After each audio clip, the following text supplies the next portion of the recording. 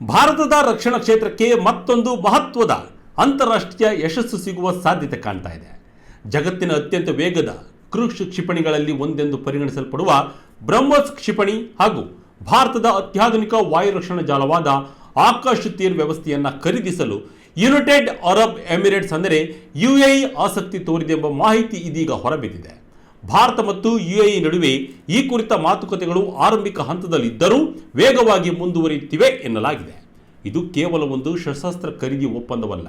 ಮಧ್ಯಪ್ರಾಚ್ಯದಲ್ಲಿ ಭಾರತದ ಪ್ರಭಾವ ಹೆಚ್ಚುತ್ತಿರುವುದಕ್ಕೆ ಹಾಗೂ ಮೇಕ್ ಇನ್ ಇಂಡಿಯಾ ರಕ್ಷಣಾ ಉತ್ಪನ್ನಗಳ ಜಾಗತಿಕ ಬೇಡಿಕೆ ಏರಿಕೆಯಾಗುತ್ತಿರುವುದಕ್ಕೆ ಒಂದು ದೊಡ್ಡ ಉದಾಹರಣೆಯಾಗಿದೆ. ಹಾಗಾದರೆ ಯುಎಇ ಯಾಕೆ ಭಾರತದ ಬ್ರಹ್ಮೋಸ್ ಮತ್ತು ಆಕಾಶ್ ತೀರ್ ವ್ಯವಸ್ಥೆಗಳತ್ತ ಗಮನ ಹರಿಸಿದೆ? ಈ ಎರಡೂ ವ್ಯವಸ್ಥೆಗಳ ವಿಶೇಷತೆಗಳೇನು? ಭಾರತಕ್ಕೆ ಇದರಿಂದ ಯಾವ ಲಾಭ? ಇವತ್ತಿನ ವಿಡಿಯೋದಲ್ಲಿ ಒಂದು ರಣರೋಚಕ ರಿಪೋರ್ಟ್ ಒಂದನ್ನು ನೋಡೋಣ. ಎಲ್ಲೂ ಸ್ಕಿಪ್ ಮಾಡದೆ ಈ ವಿಡಿಯೋ ನೋಡಿ. ಭಾರತ ಇದೀಗ ಬಲಿಷ್ಠ ರಕ್ಷಣಾ ಉತ್ಪನ್ನಗಳ ರಾಷ್ಟ್ರ. ಭಾರತದ ಮೇಲೆ ಬೇರೆ ದೇಶಗಳು ಅವಲಂಬಿತ. ಎಸ್ ವೀಕ್ಷಕರೇ, ಭಾರತದ ರಕ್ಷಣಾ ಸಾಮರ್ಥ್ಯದಲ್ಲಿ ಮೈಲುಗಲ್ಲಿನ ಮೇಲೆ ಮೈಲುಗಲ್ಲು ಸಾಧಿಸ್ತಾ ಇದೆ. ಅದರಲ್ಲೂ ಕ್ಷಿಪಣಿ ಸಾಮರ್ಥ್ಯದಲ್ಲೂ ಹೇಳೋದೇ ಬೇಡ. ಬಲಿಷ್ಠ ರಾಷ್ಟ್ರಗಳೇ ಇಂದು ಭಾರತದತ್ತ ತಿರುಗಿ ನೋಡುವಂತೆ ಮಾಡಿವೆ ಎಂದರೆ ಅದು ಸಾಮಾನ್ಯ ಬೆಳವಣಿಗೆ ಅಲ್ಲ. ಬ್ರಹ್ಮೋಸ್ ಕ್ಷಿಪಣಿ ಸಾಮರ್ಥ್ಯ ಕೇಳಿದರೆ ಶತ್ರು ರಾಷ್ಟ್ರಗಳ ಕಣ್ಣು ಕೆಂಪಾಗುತ್ತದೆ, ಜೊತೆಗೆ ನಡುಕವು ಶುರುವಾಗುತ್ತೆ. ಸ್ವದೇಶಿ ನಿರ್ಮಿತ ಈ ಕ್ಷಿಪಣಿ ಕೇವಲ ಹೆಸರಿಗಷ್ಟೇ ಅಲ್ಲದೆ ಅದರ ಸಾಧನೆಯೂ ಬಹಳಷ್ಟಿದೆ. ಮೇಕ್ ಇನ್ ಇಂಡಿಯಾ ಮೂಲಕ ನಮ್ಮ ರಕ್ಷಣಾ ಉತ್ಪನ್ನಗಳ ಬೇಡಿಕೆ ಹೆಚ್ಚಾಗುತ್ತಿರುವುದು ಭಾರತಕ್ಕೆ ಸಿಕ್ಕ ಮತ್ತೊಂದು ಗರಿಯಾಗಿದೆ.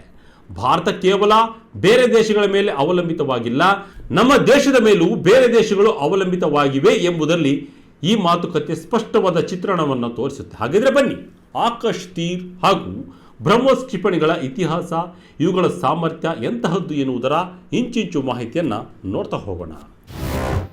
ಬ್ರಹ್ಮೋಸ್ ಕ್ಷಿಪಣಿ ಹೆಸರು ಬಂದಿದ್ದು ಹೇಗೆ? ಸಾಮರ್ಥ್ಯವೇನು? ಯಾವ್ಯಾವ ದೇಶಗಳು ಈಗಾಗಲೇ ಖರೀದಿಸಿವೆ ಗೊತ್ತಾ? ಎಸ್ ವೀಕ್ಷಕರೇ, ಬ್ರಹ್ಮೋಸ್ ಎಂಬ ಹೆಸರು ಭಾರತದ ಬ್ರಹ್ಮಪುತ್ರ ನದಿ ಮತ್ತು ರಷ್ಯಾದ ಮೋಸ್ಕ್ವಾ ನದಿಗಳ ಹೆಸರಿನಿಂದ ಬಂದಿದೆ. ಭಾರತ ಮತ್ತು ರಷ್ಯಾ ಜಂಟಿಯಾಗಿ ಅಭಿವೃದ್ಧಿಪಡಿಸಿದ ಈ ಸೂಪರ್ಸಾನಿಕ್ ಕ್ರೂಸ್ ಕ್ಷಿಪಣಿ ವಿಶ್ವದಲ್ಲೇ ಅತ್ಯಂತ ವೇಗವಾಗಿ ಹಾರುವ ಕಾರ್ಯಾಚರಣಾ ಕ್ರೂಸ್ ಕ್ಷಿಪಣಿಗಳಲ್ಲಿ ಒಂದಾಗಿದೆ. ಇದು ಧ್ವನಿಯ ವೇಗಕ್ಕಿಂತ ಸುಮಾರು 3 ಪಟ್ಟು ವೇಗದಲ್ಲಿ ಅಂದರೆ ಮ್ಯಾಕ್ 2.8 ರಿಂದ ಮ್ಯಾಕ್ 3 ವೇಗದಲ್ಲಿ ಗುರಿಯತ್ತ ದೌಡಾಯಿಸುತ್ತದೆ. ಬ್ರಹ್ಮೋಸ್ನ ಅತ್ಯಂತ ದೊಡ್ಡ ಶಕ್ತಿ ಎಂದರೆ ಅದರ ಬಹುಮುಖ ಸಾಮರ್ಥ್ಯ. ಇದನ್ನು ಭೂಮಿಯಿಂದ, ಯುದ್ಧ ನೌಕೆಯಿಂದ, ಜಲಾಂತರ್ಗಾಮಿ ನೌಕೆಯಿಂದ ಹಾಗೂ ವಿದ್ಯಮಾನಗಳಿಂದಲೂ ಉಡಾಯಿಸಬಹುದು. ಅಂದರೆ ಶತ್ರು ಯಾವ ದಿಕ್ಕಿನಿಂದ ಬಂದರೂ ಪ್ರತಿಕ್ರಿಯೆ ನೀಡುವ ಸಾಮರ್ಥ್ಯ ಭಾರತಕ್ಕೆ ಇದರಿಂದ ದೊರೆಯುತ್ತದೆ. ಇನ್ನೊಂದು ಪ್ರಮುಖ ಅಂಶ ಎಂದರೆ ಇದರ ನಿಖರತೆ. ಸಾವಿರಾರು ಕೋಟಿ ರೂಪಾಯಿ ಮೌಲ್ಯದ ಯುದ್ಧ ನೌಕೆ, ರಾಡರ್ ಕೇಂದ್ರ, ಕಮಾಂಡ್ ಪೋಸ್ಟ್ ಅಥವಾ ಪ್ರಮುಖ ಸೇನಾ ನೆಲೆಗಳ ಮೇಲೆ ನಿಖರವಾಗಿ ದಾಳಿ ನಡೆಸುವ ಸಾಮರ್ಥ್ಯ ಬ್ರಹ್ಮೋಸ್ಗಿದೆ. ಇದರಿಂದ ಅನೇಕ ರಾಷ್ಟ್ರಗಳು ಈ ಕ್ಷಿಪಣಿಯನ್ನು ಖರೀದಿಸಲು ಆಸಕ್ತಿ ತೋರಿಸುತ್ತಿದ್ದಾವೆ. ಇತ್ತೀಚಿನ ವರ್ಷಗಳಲ್ಲಿ ಭಾರತ ತನ್ನ ರಕ್ಷಣಾ ಉತ್ಪನ್ನಗಳನ್ನು ಜಾಗತಿಕ ಮಾರುಕಟ್ಟೆಗೆ ತಲುಪಿಸುವತ್ತ ದೊಡ್ಡ ಹೆಜ್ಜೆ ಇಟ್ಟಿದೆ. ಫಿಲಿಪೀನ್ಸ್ ಈಗಾಗಲೇ ಬ್ರಹ್ಮೋಸ್ ಖರೀದಿಸಿದೆ. ವಿಯೆಟ್ನಾಂ ಹಾಗೂ ಇಂಡೋನೇಷ್ಯಾದಿಂದ ಸಹ ಒಪ್ಪಂದಗಳು ಅಂತಿಮ ಹಂತದಲ್ಲಿವೆ ಎಂದು ವರದಿಗಳು ಹೇಳ್ತಿವೆ. ಈಗ ಯುಎಇ ಸಹ ಈ ಪಟ್ಟಿಗೆ ಸೇರುವ ಸಾಧ್ಯತೆ ಇದೆ. ಆಕಾಶ್ ತೀರ್ ಕ್ಷಿಪಣಿ ಸಾಮರ್ಥ್ಯ ಹೇಗಿದೆ?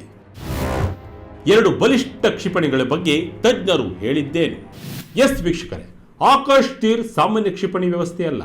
ಇದು ಸಂಪೂರ್ಣ ವಾಯು ರಕ್ಷಣಾ ಜಾಲವನ್ನು ಒಂದೇ ವೇದಿಕೆಯಲ್ಲಿ ಸಂಪರ್ಕಿಸುವ ಅತ್ಯಾಧುನಿಕ ಕಮಾಂಡ್ ಮತ್ತು ಕಂಟ್ರೋಲ್ ವ್ಯವಸ್ಥೆಯಾಗಿದೆ.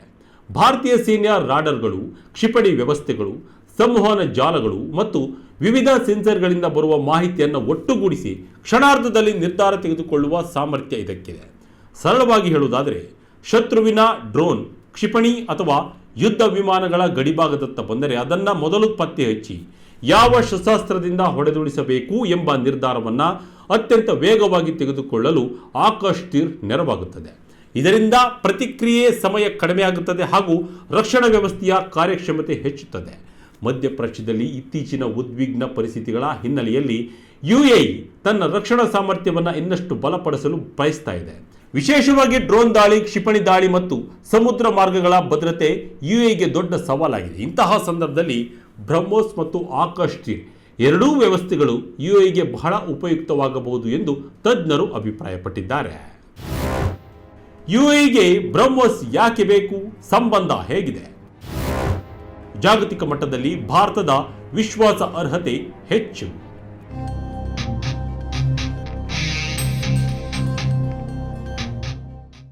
ಯುಎಇಗೆ ಮತ್ತೊಂದು ಪ್ರಮುಖ ಕಾರಣ ಎಂದರೆ ಭಾರತದೊಂದಿಗೆ ಬೆಳೆಯುತ್ತಿರುವ ಕಾರ್ಯತಂತ್ರದ ಪಾಲುದಾರಿಕೆ. ಕಳೆದ ಕೆಲವು ವರ್ಷಗಳಲ್ಲಿ ಭಾರತ ಮತ್ತು ಯುಎಇ ನಡುವಿನ ವ್ಯಾಪಾರ, ಇಂಧನ, ತಂತ್ರಜ್ಞಾನ ಮತ್ತು ರಕ್ಷಣಾ ಸಹಕಾರಗಳು ಗಣನೀಯವಾಗಿ ಹೆಚ್ಚಾಗಿವೆ.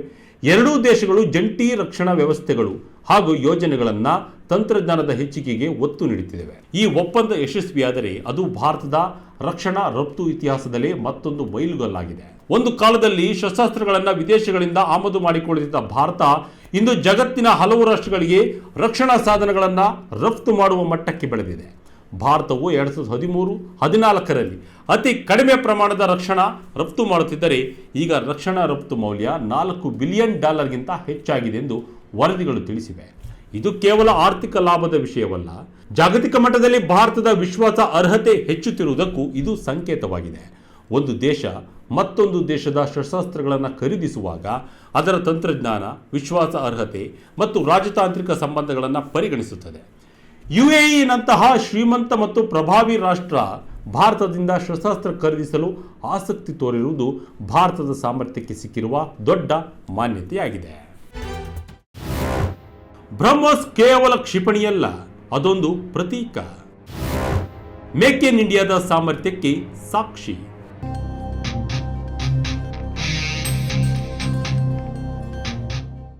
ಒಟ್ಟಾರೆಯಾಗಿ ಬ್ರಹ್ಮೋಸ್ ಇಂದು ಕೇವಲ ಕ್ಷಿಪಣಿಯಲ್ಲ, ಅದು ಭಾರತದ ತಾಂತ್ರಿಕ ಸಾಮರ್ಥ್ಯದ ಪ್ರತೀಕ. ಆಕಾಶ್ ತೀರ್ ಕೇವಲ ವಾಯು ರಕ್ಷಣಾ ವ್ಯವಸ್ಥೆಯಲ್ಲ, ಅದು ಸ್ವದೇಶಿ ತಂತ್ರಜ್ಞಾನದಲ್ಲಿ ಭಾರತ ಸಾಧಿಸಿರುವ ಪ್ರಗತಿಯ ಸಂಕೇತ. ಮುಂದಿನ ದಿನಗಳಲ್ಲಿ ಯುಎಇ ಜೊತೆಗಿನ ಈ ಮಾತುಕತೆಗಳು ಅಂತಿಮ ಒಪ್ಪಂದದ ರೂಪ ತಾಳುತ್ತವೆಯೇ ಎಂಬುದನ್ನು ಕಾದು ನೋಡಬೇಕಿದೆ. ಆದರೆ ಒಂದು ವಿಷಯವಂತೂ ಸ್ಪಷ್ಟ, ಜಾಗತಿಕ ರಕ್ಷಣಾ ಮಾರುಕಟ್ಟೆಯಲ್ಲಿ ಭಾರತ ಈಗ ಖರೀದಿದಾರ ರಾಷ್ಟ್ರ ಮಾತ್ರವಲ್ಲ, ಶಕ್ತಿಶಾಲಿ ರಫ್ತುದಾರ ರಾಷ್ಟ್ರವಾಗಿಯೂ ಹೊರಹೊಮ್ಮುತ್ತಿದೆ. ಇದು ಹೊಸ ಭಾರತದ ಹೊಸ ಶಕ್ತಿ. ಜಗತ್ತಿನ ರಾಷ್ಟ್ರಗಳು ಇಂದು ಭಾರತದ ಕ್ಷಿಪಣಿಗಳತ್ತ, ರಕ್ಷಣಾ ತಂತ್ರಜ್ಞಾನಗಳತ್ತ ಮತ್ತು ಸ್ವದೇಶಿ ಸಾಮರ್ಥ್ಯದತ್ತ ಗೌರವದಿಂದ ನೋಡುವ ಕಾಲ ಬಂದಿದೆ. ಇದು ಭಾರತದ ಹೆಮ್ಮೆಯ ವಿಷಯವಾಗಿದೆ, ಭಾರತೀಯರು ಖುಷಿಪಡುವ ವಿಷಯವೂ ಆಗಿದೆ. ತಂತ್ರಜ್ಞಾನ ಮುಂದುವರೆದಂತೆ ದೇಶ ವಿದೇಶಗಳ ರಕ್ಷಣಾ ಸಾಮರ್ಥ್ಯಗಳು ಹೆಚ್ಚಾಗಿರುತ್ತಿರ್ತವೆ. ಪ್ರತಿಯೊಂದು ಬದಲಾವಣೆಯು, ಅದರಲ್ಲೂ ಬಲಿಷ್ಠ ರಾಷ್ಟ್ರಗಳಿಗೆ ಸಿಟ್ಟು ಹೊಡೆಯುವುದು ಸಾಮಾನ್ಯ ಸಂಗತಿಯಲ್ಲ. ಬರೀ ಆಮದು ಮಾಡಿಕೊಳ್ಳುತ್ತಿದ್ದ ದೇಶ ಇವತ್ತು ಬಲಿಷ್ಠ ದೇಶಗಳಿಗೆ ರಫ್ತು ಮಾಡುವ ಶಕ್ತಿಯಾಗಿ ಬೆಳೆದಿರುವುದು ಅತ್ಯಂತ ಹೆಮ್ಮೆಯ ವಿಷಯವಾಗಿದೆ. ಎಸ್ ವೀಕ್ಷಕರೇ, ಇದರ ಬಗ್ಗೆ ತಮ್ಮ ಅಭಿಪ್ರಾಯವನ್ನು ಕಮೆಂಟ್ ಮೂಲಕ ತಿಳಿಸಿ. ಇದಾಗಿತ್ತು ಈ ಕ್ಷಣದ ಅಪ್ಡೇಟ್. ಇದೇ ರೀತಿಯ ಅಪ್ಡೇಟ್ಗಳಿಗಾಗಿ Vijaya Kanaka website, YouTube page, Facebook page follow ಮಾಡ್ತಾ ಇರಿ. ಧನ್ಯವಾದಗಳು.